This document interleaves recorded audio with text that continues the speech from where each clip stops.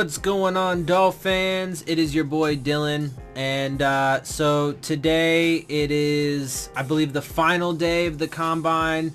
Today you had like defensive backs, so cornerbacks and safeties. Before I get to that stuff, though, there are a couple other things that I want to talk about. So real quick, again, talking about Trey Flowers. So from my perspective, I don't think it would be a good idea at all to pick up Trey Flowers. And so the reports that I was seeing out today are that he would be wanting somewhere around like 16 to 17 million. No, absolutely not. Hard pass. That's not. See, like that's exactly what I'm talking about when I say, like, I don't want us to be super active in free agency. I don't want us to go chasing, one dude that's going to cost us a whole gang of money, right? We didn't draft him. He wasn't, developed here.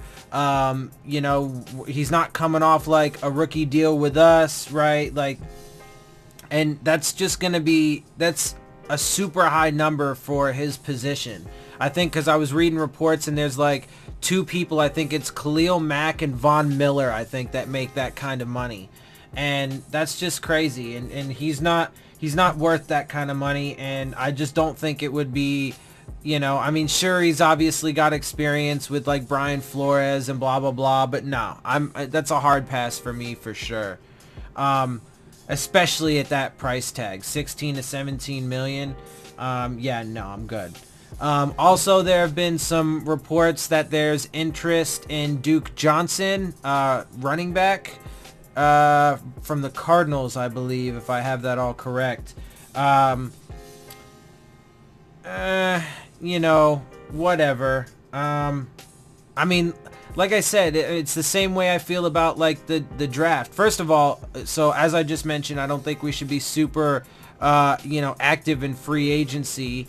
And the reason why, I don't really think we should take anybody in the draft, unless it's like an undrafted, well, obviously it wouldn't be taking them in the draft, but an undrafted free agent, if you want to pick up a running back there, yeah, sure, absolutely, right?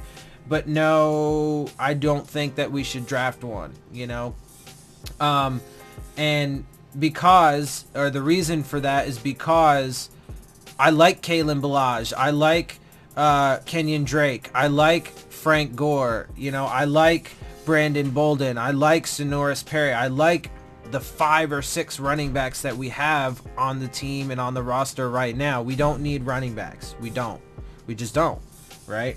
Unless, but that's the thing though, is unless they like get rid of guys and stuff, like unless they get rid of, for some reason, get rid of like, Frank Gore and Bolden, or, cut Perry or something like that. I don't know. But we got plenty of guys for sure. We got plenty of young guys. We got a couple veterans. Like, it's a good mix in that room. And none of them are so expensive that,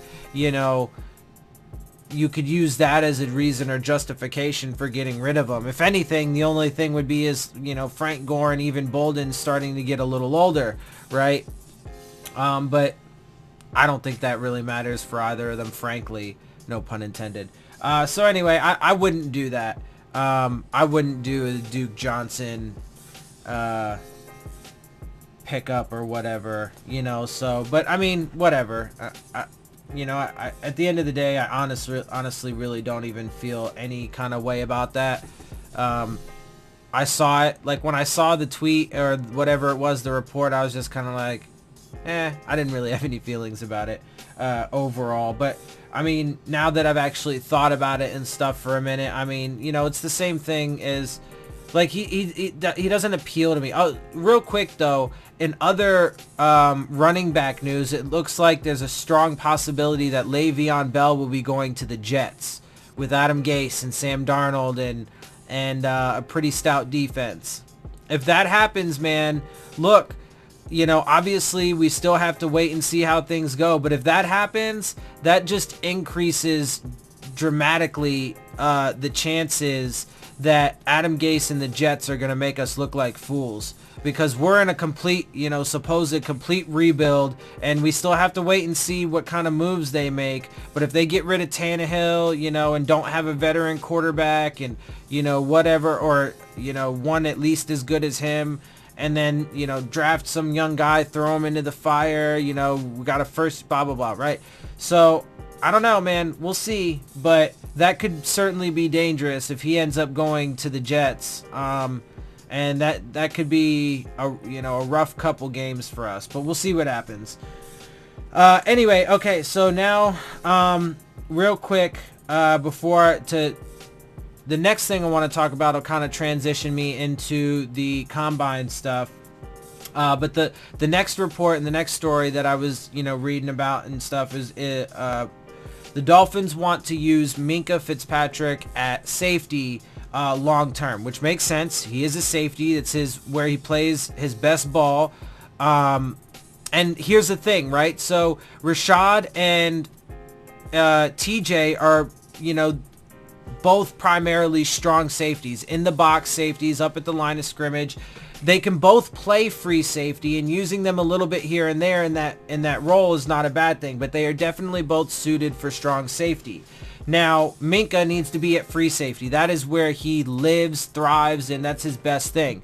We need Xavier at one corner. We need Bobby McCain at slot corner. We need another corner. So, I absolutely agree with putting Minkah at safety long term. That makes all the sense in the world. Right? Also, I think that with our safeties, right? Because part of what I'm going to talk about here is I saw a report that was like, or it might have been a tweet. I think it was a tweet actually that was like, yeah, the Dolphins should draft. The Dolphins really need a corner, and they should draft like 2 corners and a safety. Wait. We have 7 draft picks, 1 in each round, right? We have 7 draft picks.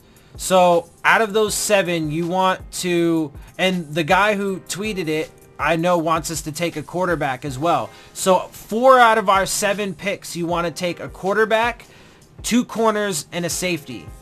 No, that doesn't make any sense. It doesn't make any sense. We have enough safeties, right? We got 3 or 4 because Walt Aikens. That's good. None of them make, Rashad, I think, is the one that gets paid the most. But as of right now, that makes the most sense. He's the one that's been there the longest. We drafted him and developed him, and he's played great ball for us, right? All this other stuff, right? So that makes sense. But none of them have, contracts that are that bad compared to like other safeties, compared to the cap, increasing cap room that, we have each and every year.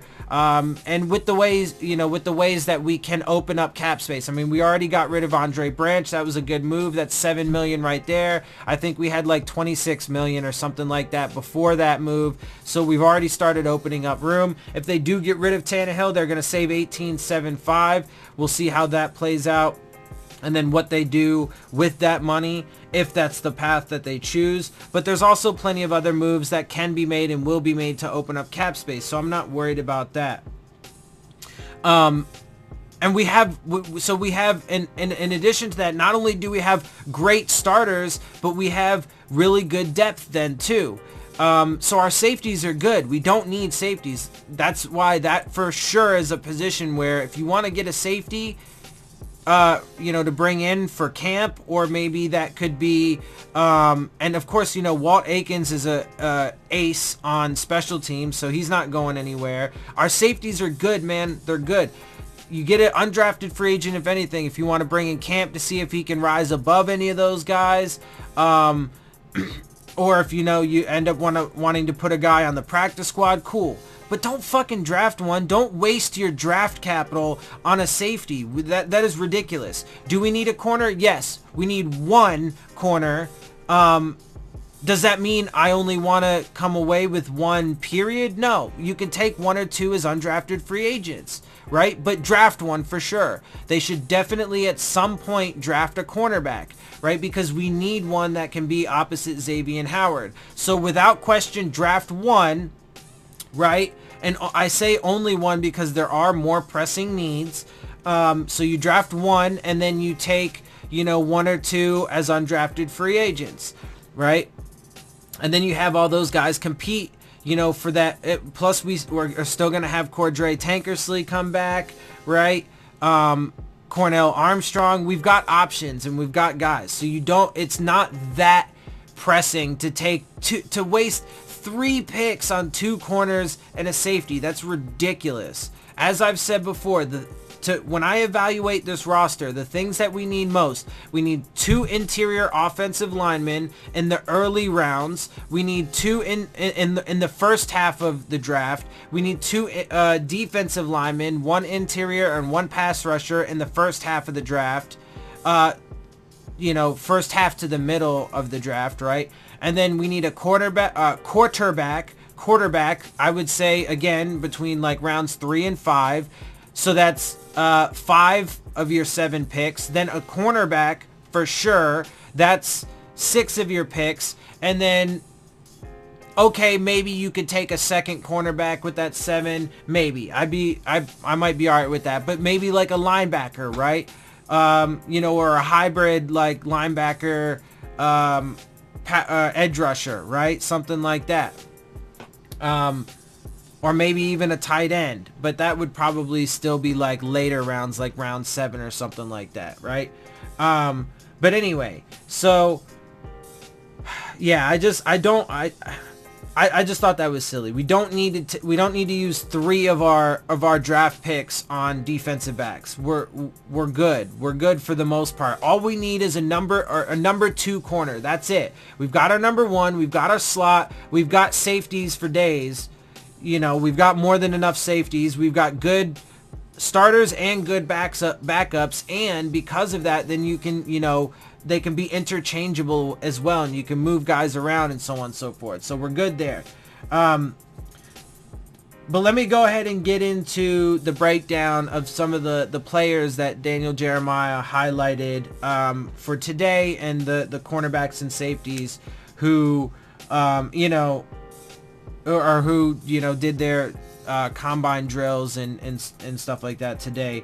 So obviously, you know, with a lot of these guys that we're breaking down, that I've been breaking down for you, they're obviously guys who are expected to be taken earlier in the draft. And so depending on the position, you know, some of these guys or most of these guys may not actually even be relevant to us because they won't be there by the time, you know, we would want to take a cornerback or something like that, right? So, but it also depends on how the board falls and who picks what and so on and so forth. So obviously there's a lot of factors that go into it. So let me get to these breakdowns. First, there was cornerback Byron Murphy from Washington. He was a 2-year starter. Daniel Jeremiah said he had a clean field workout. He ran a 4.55 40, and he's 190 pounds.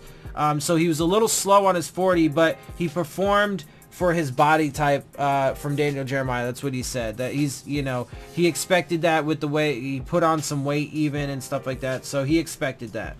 Cornerback Joanne Williams from Vanderbilt ran a 4.65 40. He's 6'3" and 5'8" inches, 211 pounds. Great makeup, speed, physical, great ball skills, good coverage and instincts and length. Then you had cornerback DeAndre Baker from Georgia. He was the top-rated quarterback according to Daniel Jeremiah. He ran a 4.52 40. Really good hands. He's feisty. He's smooth, not stiff at all, and he has great ball skills. Then comes cornerback Rock Ya-Sin. I love this dude's name. It's dope. Rock, R-O-C-K is his first name. Ya-Sin, Y-A-S-I-N. Ya-Sin is his last name. It's dope. Rock Ya-Sin. Just really cool name. Anyway, he's from Temple. He ran a 4.51 40. He's really physical. He makes plays on the ball, and he's tough. Obviously, all of this is Daniel Jeremiah's analysis. And then for the safeties, you had Jonathan Abram from Mississippi State. He plays strong. One of his favorite safeties and defensive backs. He's very physical. He says he has all gas, no brakes, and he makes big hits. Then you have safety Juan Thornhill from Virginia, 4.42 40. He had a 44-inch vertical, 11 foot 9 inch broad jump, 22 reps on the bench. He's 6 foot and 1/4 inches at 205 pounds. So he's a pretty big safety, and he had some good numbers. He could be used at cornerback as well. He's tall as well because he's tall, long, and he can run. So yeah, like I said, he is kind of a big safety. But that's one of the things Daniel Jeremiah said, is he's interchangeable and he could be used at either. Safety Darnell Savage was the last one that he highlighted from Maryland. A 4.36 40, 39.5-inch vertical, 5 foot. But he is 5 foot 10 and 3/4 inches and 198 pounds. But Daniel Jeremiah said, don't get caught up on his size. He plays bigger than he is. He drives on the ball, makes plays, and has big hits. So there you go. That's all I got for you guys today. That is my breakdown of some of the highlights from the 4th day of the combine. I believe it was the final day of the combine. So I hope you guys like that. I hope you guys enjoy my show. If you do, make sure you hit the subscribe button. Make sure you hit the like button. Make sure you hit the bell if you want to get the alerts. Leave your questions, comments, and concerns down in the comment section. And as always, follow me on Twitter at Dillon Tartaro. And with that, I am out. I'll see y'all soon. Fins up.